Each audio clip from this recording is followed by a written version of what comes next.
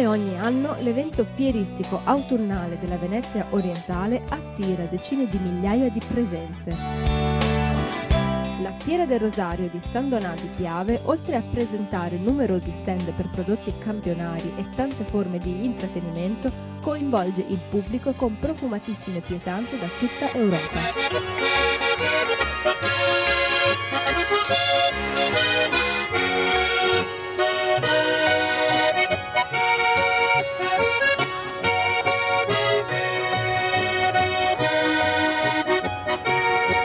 La città di Klagenfurt ha sicuramente deliziato il pubblico con la calorosa accoglienza dei popoli tirolesi.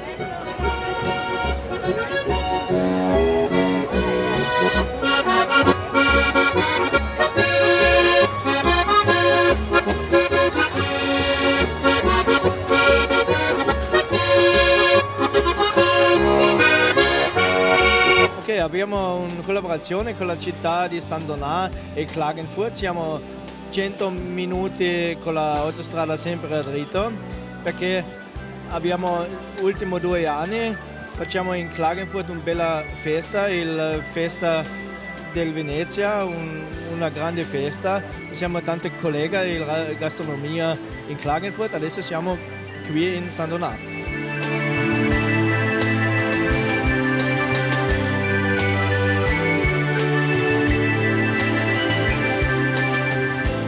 Gli organizzatori della collaborazione tra Veneto Orientale e Carinzia si sono dati appuntamento al ristorante Le Guaiane per pianificare i prossimi appuntamenti nei rispettivi territori.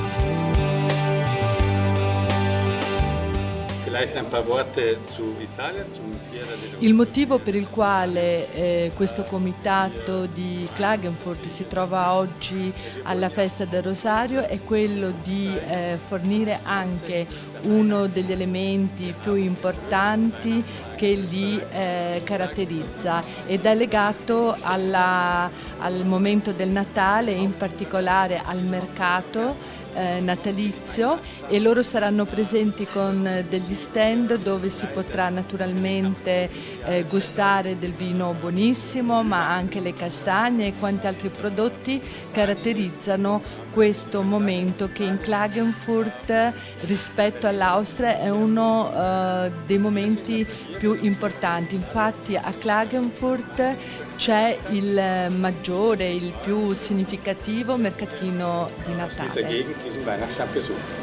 100 minuti dal Veneto alla Carinzia continua nel proficuo scambio turistico e culturale.